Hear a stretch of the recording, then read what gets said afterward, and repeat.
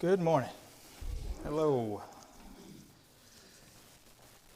The fair has now come and gone, for us anyway. It's still technically going on, I guess.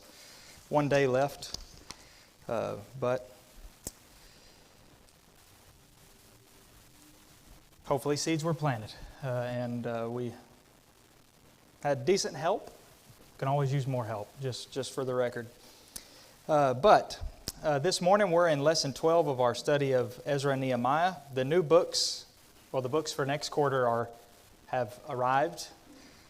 If you would like to grab it early and still have one more week of this study, this quarter, before we get into that, which will be 2 Corinthians, if you're interested, if you're wondering. Nehemiah chapter 12, the second half or so of chapter 12 anyway, is where we're going to be this morning, looking at the dedication of the new wall, newly built wall of around Jerusalem. Great celebration it was, and sometimes there are things that happen in life that deserve to be celebrated. And not even necessarily things that happen in life, but just things in our life, but things in general that deserve to be celebrated. But many of them usually are things like births, generally celebrated when a new child comes into the world, especially when it's one that is very close to you. Graduations we celebrate marriages, we celebrate promotions, we celebrate anniversaries, birthdays even. Some things are worth celebrating. They deserve to be celebrated. They're worth celebrating. And as Paul said in Romans 12:15, rejoice with those who rejoice. Well, it sounds like celebration to me. Rejoicing is a kind of celebration. At least it's part of celebration. It may not be a big, huge party, but it can still be a celebration with rejoicing. We find some celebrations in Scripture. When Isaac was born, celebration, rightly so, the son of promise. When the prodigal son came home in the parable of that Jesus told there in Luke 15, celebration. Go get the robe and kill the fatted calf. We're celebrating. We're going to have a celebration. The wedding feast in Cana was a celebration. John chapter 2. We also read that when King Solomon finished the temple, it says, 1 Kings chapter 8, he held the feast at that time, and all Israel with him, a great assembly before Jehovah our God 7 days. And on the 8th day he sent the people away, and they blessed the king and went to their homes joyful and glad of heart for all the goodness that Jehovah had shown to David his servant and to Israel his people. So for all the goodness that God had shown, they wanted to celebrate. And that is something that we should always celebrate, all the time. All the goodness that Jehovah has shown in general. All the goodness to us, to the world, in sending His Son. There was also a celebration when Zerubbabel and the Jews rebuilt the temple. It may not have been as big. It was certainly not as big as when Solomon finished, but it was a celebration. Ezra 6:16, all the people of Israel, and the people of Israel, the priests and the Levites, the rest of the returned exiles, celebrated the dedication of this house of God with joy. Esther 9:18, the Jews who were in Susa gathered on the 13th day and on the 14th and rested on the 15th day, making that a day of feasting and gladness. So celebration is a worthy thing. And some things are deserving of celebration. In our text here, there's an organized celebration around the wall, about the wall, and it being completed. It was a big deal to them. There were no longer immediate threats from the people around them, their enemies, and so they were able to celebrate the dedication with gladness, it says in verse 27, Nehemiah 12, with thanksgivings and with singing, with cymbals, harps, and lyres. And they also understood that God was the one that deserved the credit. And he was, in a way, the one they were celebrating. He helped them do this. He made it possible for them to do this. And so they offered sacrifices to him and rejoiced, verse 43. So as we look at it here this morning, we should also look to our own lives. How do we react or respond to the good things that we get, that we have, the blessings that we have? All because of God. Every good gift and every perfect gift is from above, James said, James 1:17. And so he deserves the credit. God deserves all the credit. So hopefully we can find it in us to, in all the stresses of life, and they can be many, but we shouldn't drown in those distresses, but make time to rejoice and glorify God. Yes, sir.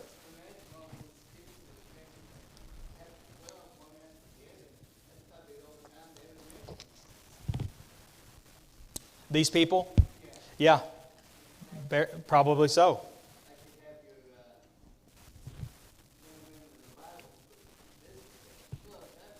Yeah.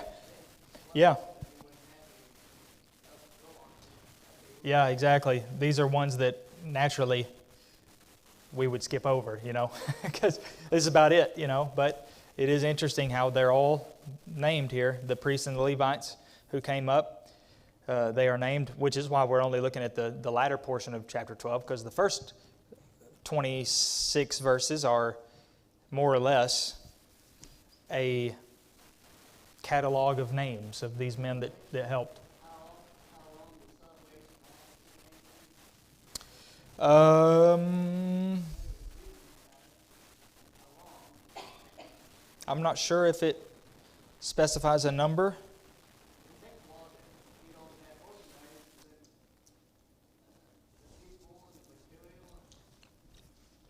Yeah, it's hard to, it could have been a day-long thing. It could have been longer. If it says, that this is an appointed day, that we'll do this, then that would seem to indicate it was mainly a day, a special day. But we'll see, I guess, when we look at the text, refresh my memory, see if there was a specification of how long. Some of their celebrations did last a few days or several days. So, verse 27, first 4 verses is the first section here. It says, "And at the dedication of the wall of Jerusalem, they sought the Levites in all their places to bring them to Jerusalem to celebrate the dedication with gladness, with thanksgivings, and with singing, with cymbals, harps, and lyres. And the sons of the singers gathered together from the districts surrounding Jerusalem and from the villages of the Netophathites, also from Beth Gilgal and from the region of Geba and Asmaveth, for the singers had built for themselves villages around Jerusalem. And the priests and the Levites purified themselves, and they purified the people and the gates and the wall." So as we've seen in previous lessons, that the wall took 50. They got it finished, I guess, once they started. In 52 days, they were finished, and as the book points out, verse 16 would indicate in that chapter, verse 6, that both the Jews and their enemies recognized that their God was the one who did this thing. This work was accomplished by their God. And so God deserved to be praised. And that's what is happening here, as we already saw. So they set up they got the Levites and the singers and all the things that, that we read about in the Old Testament that would have to do with praising God and celebrating and rejoicing. They were going to do all of it. They were getting everything in order, including purifying themselves. You think about any time you approach God, or any time they would approach God, there was always a consecration or a purification necessary. And this is, in a way, approaching God. So they wanted to make sure they purified themselves. They even purified the wall. it says. Purified themselves, purified the people, and the gates, and the wall. Skilled musicians and singers, just as David set up, implemented, instituted, however you want to put it, came from all around. Some of those names that I've probably butchered. It was a big endeavor, but not too big to not do. They wanted to, and they were going to. Yeah, Dean? Well, of course, you said they purified themselves from all and everything. And I think even today, I think we should do the same. When we come to church to worship, we should prepare ourselves for that. Absolutely. Purification. And we too should be thinking when we come here, should be our mind should be set on worshiping God. Yeah. Yeah, it may not be, a formal, exact formula kind of thing like it would have been under the Old Testament system and all those instructions, but there should be some sort of consecration, if you will, of leading up to our gathering. We shouldn't necessarily come here to be purified. We should purify before we come here, before we approach God in worship. Yes, sir. Here's a constructive suggestion. In our custom, we remember that we were baptized, and by the profession of faith and the practice, we can say, we have some of the water from the place of baptism in little containers at the entrance, and we sign ourselves with the sign of the cross with that water. Okay. To remember who we are and what we have been made into. If we just do it and don't think about it, what does it do?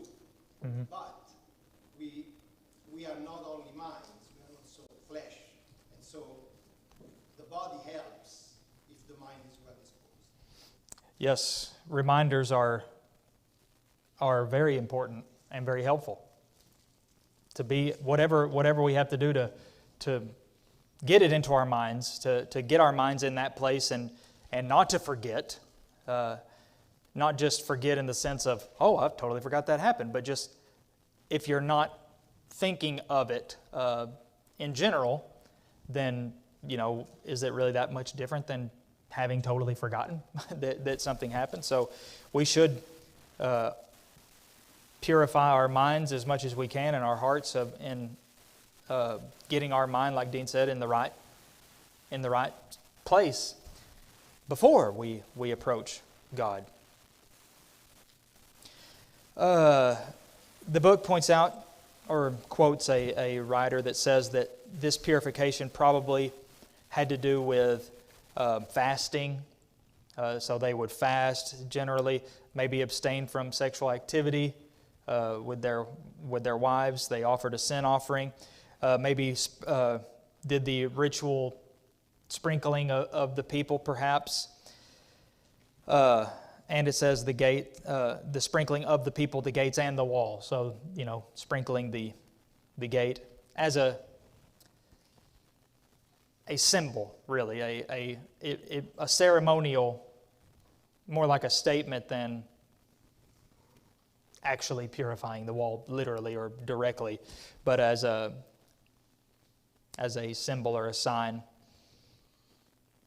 But whatever they did, they were doing it to purify themselves. Okay, verse 31, here's what it says. The celebrating. That was the setup, really. Now it says, and notice how the change from first person comes back. Then I brought the leaders of Judah up onto the wall and appointed 2 great choirs that gave thanks. One went to the south on the wall to the dung gate, and after them went Hoshea and half of the leaders of Judah, and Azariah, Ezra, Meshullam, Judah, Benjamin, Shemaiah, Jeremiah, and certain of the priest's sons with trumpets, Zechariah the son of Jonathan, son of Shemaiah, son of Mattaniah, son of Micaiah, son of Zachor, son of Asaph, and his relatives. All of these people, okay? With the musical instruments of David, the man of God. And Ezra the scribe went before them. At the fountain gate they went up straight before them by the stairs of the city of David at the ascent of the wall, above the house of David to the water gate on the east. The other choir of those who gave thanks went to the north, and I followed them with half of the people on the wall, above the tower of the ovens, to the broad wall, and above the gate of Ephraim, and by the gate of Yeshanah, and by the fish gate, and the tower of Hananel, and the tower of the 100, to the sheep gate, and they came to a halt at the gate of the guard. Okay, pop quiz time. Which gate did... No, okay, no. Lots of specifics there, giving the way they went. But this is basically just describing what they physically did in this celebration. Not that necessarily those things had exact specific, spiritual significance, but this is what they did as as part of this ritual celebration of the wall. So the main thing that we would probably notice is the singing and how they traversed the whole wall. They walked around the wall in celebration. It would kind of be difficult to miss the significance of what they were doing. Like, what are they celebrating? Maybe there could be a couple options, but surely in your top 3 guesses, if you were an onlooker, you might think maybe it has something to do with the wall because they built this wall and now they're celebrating on it. They're singing and walking around it in this way in ceremony and celebration for the existence of this wall, which God was a gift ultimately from God. Also can't help but point out again that the musical instruments are called the instruments of David, as they are almost every single time they're mentioned after 1 Chronicles 15, whenever he instituted them. So, just a little side note. Ezra's there, Nehemiah's there, all these Levites and priests, and these choirs, the cymbals and the harps and all this. I mean, the picture is painted. We can probably imagine. A joyful noise was being made. Dean, do you have something?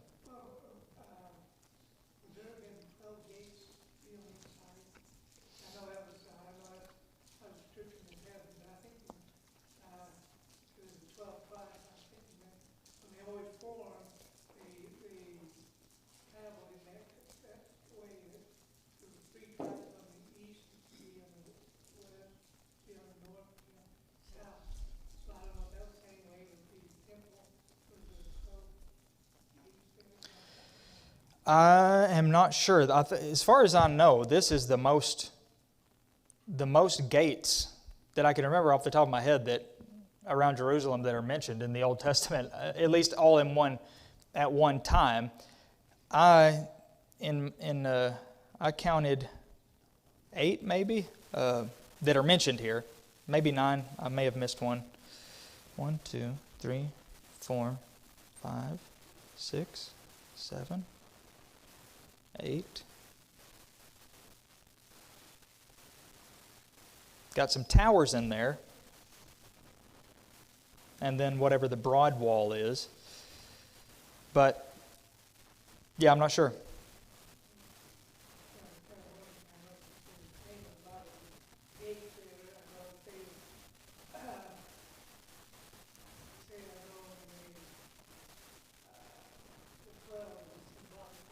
Yeah.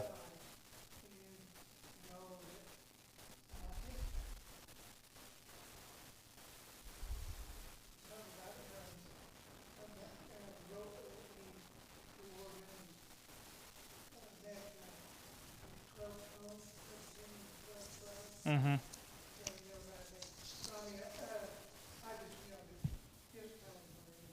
Yeah, it's a good question. I'll have to look deeper into that to see.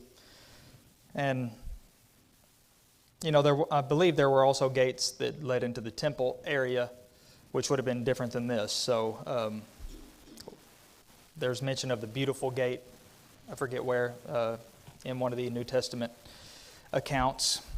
But as far as architecture is concerned in the Old Testament, this is a kind of an overload of information all of a sudden, that maybe isn't provided elsewhere. But again, the point is, the key that we're seeing here is how much, what we might say, called trouble they went to, great lengths, that they didn't view as going to great lengths, because that's how important it was to them. The manner in which we view something, the level of nuisance that we might perceive it to be, almost exclusively depends on the greatness of the thing that we're doing it for. If somebody did something, just out of this world for you, you will want to do something in return for them, and it won't even be. It's like, if anything, this isn't even enough. I would like to do even more, but there are other things we might think, is it really worth this much trouble? They finished their first day of first grade, okay? Do we really need to throw a party for that? Is that really that big a deal? That's just a very bad example that I thought of at the top of my head. But if it's something that's a super big deal, a great thing, then we don't think of it as overkill, overdoing it. And they wouldn't have thought of any of this as that, because it was that special to them. Yep.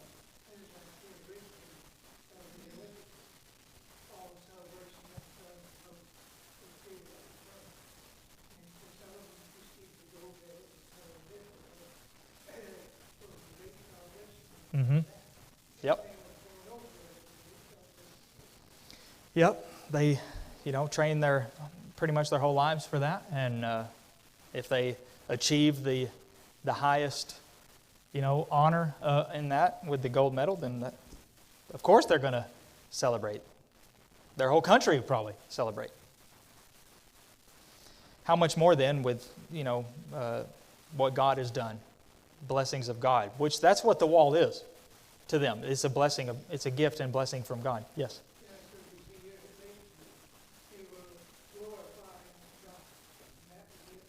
Mm-hmm. They were all glorified and dedicating the wall and everything. They were giving God the glory. Yep.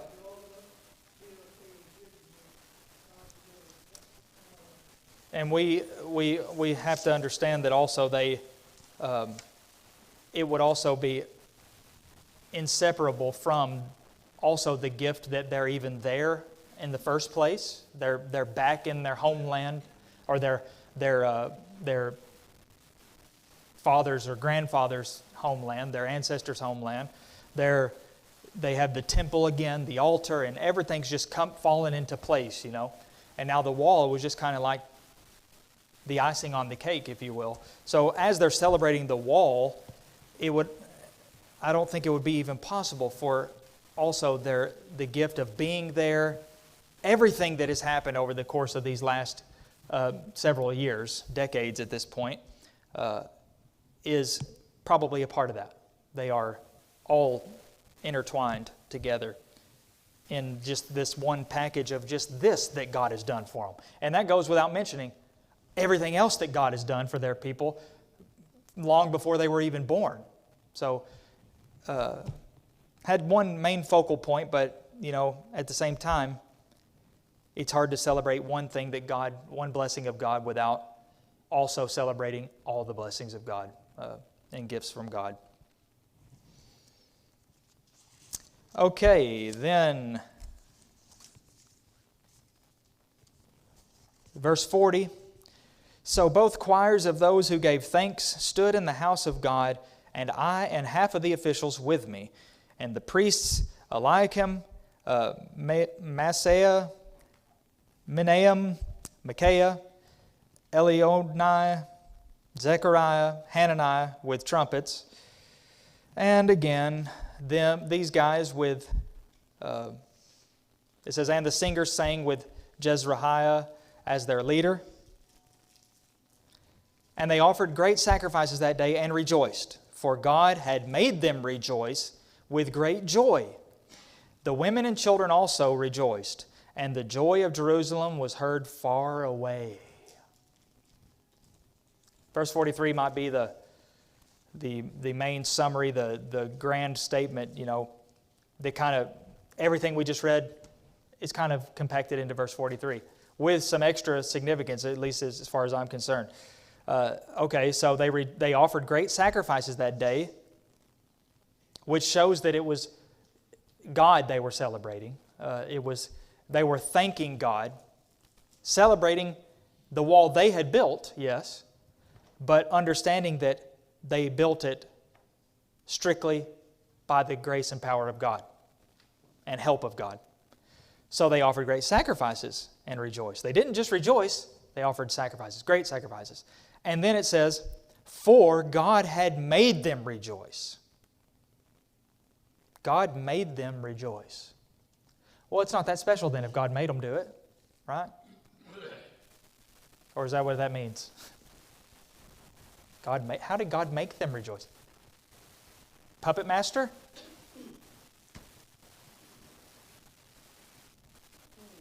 I'm thinking of Psalm 4.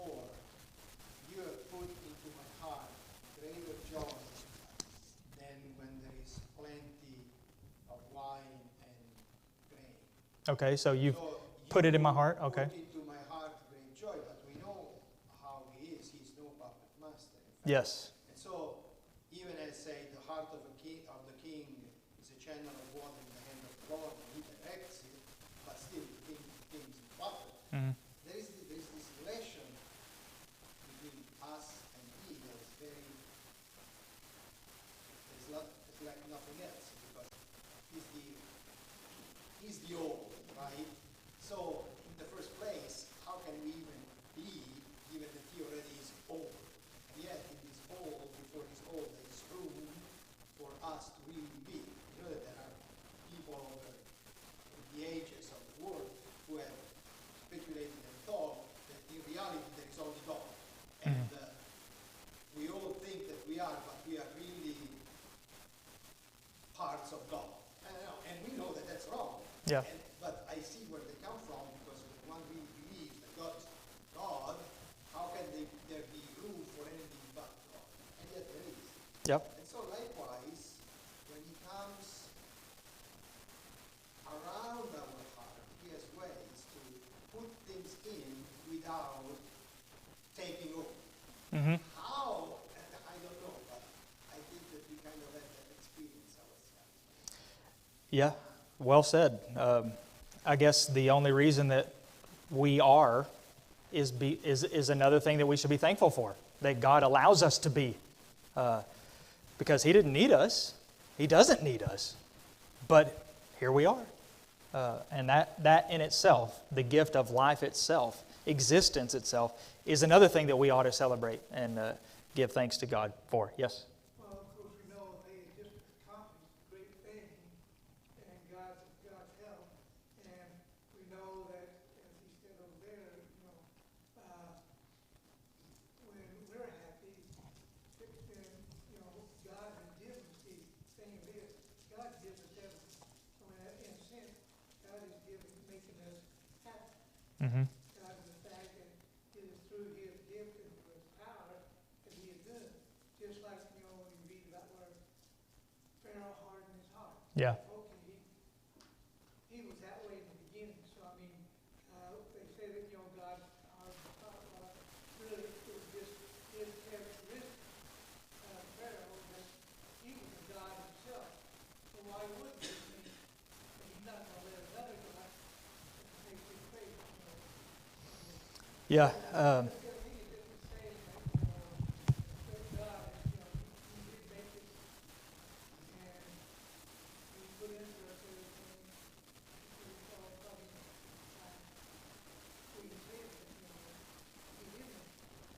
Yep.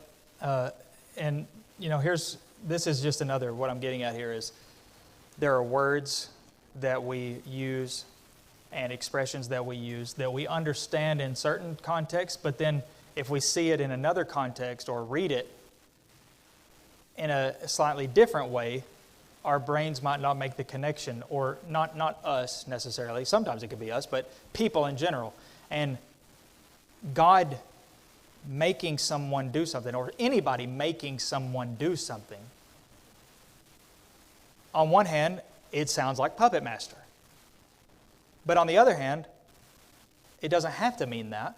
And I'll give you a perfect example of the way we would use this and do use it all the time.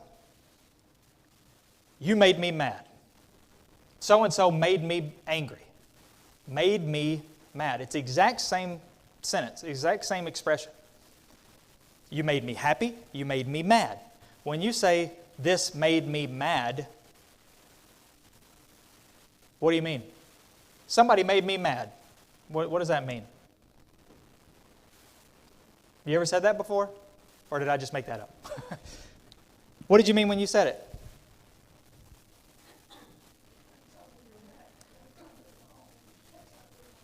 Okay, somebody did something that resulted in your anger, or the other way around. I may have done something that resulted in that person's anger. Okay, now let's look at this. God made them rejoice. It's the exact same thing. Something that God did resulted in their rejoicing. And I would have to make that connection also to things like God hardened Pharaoh's heart, to be honest, because I'm not going to say that God in His sovereign will, being God, is that it would automatically be wrong for God to do that, but at the same time, the expression itself doesn't have to mean that God actively did it, because it could be in the same way of God made Pharaoh mad. If we read God made Pharaoh angry, nobody would look at that and say, what kind of God would do that? Make him angry? Well, you're not going to find a verse that says that, but I don't think anybody would argue that there's no way that the things that God was doing in that time weren't making Pharaoh angry. He was literally turning his nation upside down. And so, no, it doesn't say that, but it does say he hardened his heart. And I'm just saying that's one plausible explanation for God being said to harden Pharaoh's heart, which, by the way, it says that 10 times, and then 10 times also it says that Pharaoh hardened his own heart. So 10 of each, perfectly even. So it doesn't necessarily mean that God arbitrarily, actively, directly, against Pharaoh's will, hardened his heart. It could mean, in the more indirect sense, that something God had done had made Pharaoh harden his own heart. And the fact that there's 10 of each would at least lend support to that. Yes, Dean? Yeah, there's several things God did for you in the Old Testament and New Testament. We see that every individual, something changed. But in this way, all of a sudden, there was a change and underneath the old. Why did that happen? Did God force him to do that? It's just something that, that's hard to really explain. The fact that, some of those things that happen, where, you're hateful for an individual, and all of a sudden, change your mind by saying, what caused you to change? Yeah. Sometimes you can't say, really. You don't know. That's the way God does it. Yeah. He can change an individual to be like, hey, this is how would I say it? Jerusalem was surrounded by the Romans and soldiers and all that. But there was a short moment ago, he stopped. And I'll also agree that when all the Jews were releasing God, a lot of them were able to escape because of the fact that they stopped for some reason. Why did they stop?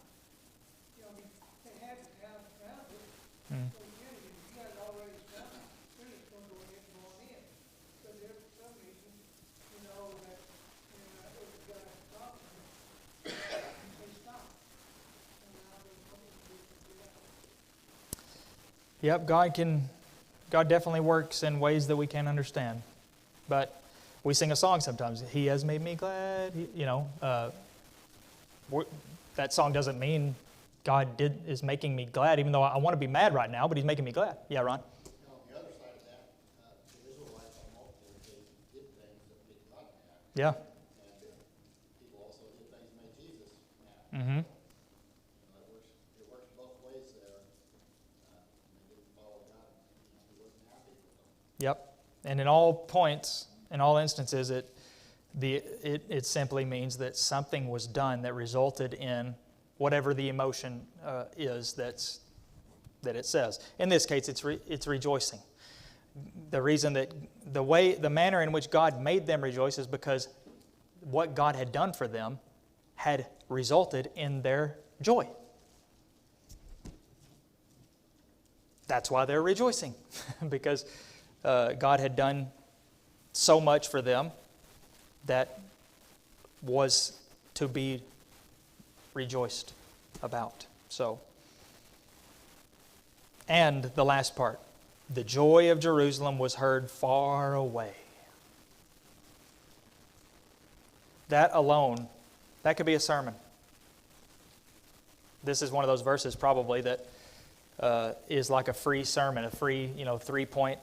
I guess you could probably get 3 points out of that. But one of those points would be that their joy was heard far away. And what about us? Do people far away hear our joy? And I don't mean literally. We're enclosed in a building and, we'd have to sing awfully loud for it to be heard, even outside, much less far away. But our joy in general, as Christians, is it seen? Is it heard, if you will? Is it recognized? Is it something that can be detected by those outside? I hope that it is, but I fear that it's not. Yes, sir. Well, we mentioned like the instruments of David, they had buttons, that trumpets, they can be heard, far distance. Yeah. And I'm sure that, I don't know, on all other instruments, maybe those instruments, and they can be heard from miles away. Yep. So if let's say you're outside and you're plowing the field or whatever, and all of a sudden you hear what we're hearing described here, the singing and the cymbals and the harps and the trumpets and the lyres and whatever else, the instruments of David, you start hearing that at a distance, what are you going to think? What's probably the first thing that's going to pop into your head? What's that? Okay. Before that? What do you think you'd think? You hear this great, loud ruckus. What is that? Yeah, exactly. That's what is that? What's happening? I hear something's going on. I hear something. And then, you listen a little closer and you'll think, sounds kind of like, whatever it is, sounds like a celebration of some kind.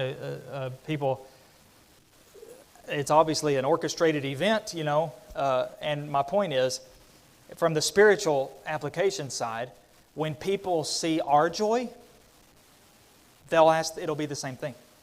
What is this? What is it this thing that has made them so joyous?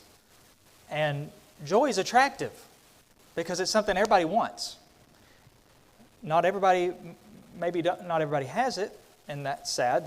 Not that they can't have it, but life can be pretty hard sometimes, and especially for people that against their will, things happen to them because of the shortcomings and sin of others around them and maybe over them. But in any case, joy is something that people want. So when they see it, they're going to be drawn to it. But if, something that people don't want, unless you're maybe an artist or a songwriter, sadness. People don't want sadness. It's a bad thing. So if people see that, it's going to have the opposite effect. I don't want any part of that. Ron, do you have something? Yeah, I mentioned that we discussed it. We all think about complaining and disputing. And it seems like, people can't see the joy in it when we're complaining and disputing. Yeah. What takes over a lot of the time. That's very hard to defeat, overcome.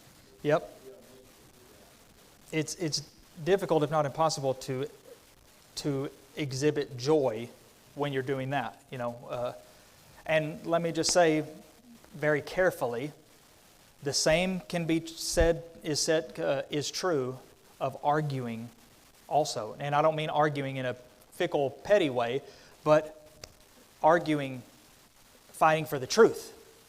If all we're ever doing, and this is why I say this carefully, we should fight for the truth, and we should we should correct falsehood and wrongdoing. But if that's all we're ever doing, guess what we're not doing? We're not rejoicing. We're not being joyful. We're not exhibiting the joy. So something to think about, at least, that we can do both of them, but we can't really do both of them at the same time, necessarily. Like I said, it's difficult. So if we're only doing one, then we're not doing the other. And as almost always, it's another one of those delicate balance kind of things. Okay, before we run out of time, just a few applications. We probably already looked at them anyway, but like the Jews who celebrated the completion of the wall around Jerusalem, we should celebrate important moments and accomplishments with our brethren. Somebody's battling addiction, and they withstand temptation and remain sober. That is absolutely something that ought to be celebrated. Little victories are still victories, and not that this would be a little victory, but even if it wasn't a little bit, a week sober for an addict is a big deal. We might look at it and think, a week, really? Come on. But that's a big deal. Even a day, maybe, depending on how bad it might be. When somebody obeys the gospel, we ought to rejoice. That's a huge deal. When a Christian who's in error, who's living in sin, repents and rededicates his or her life to God and His cause, that's something to celebrate.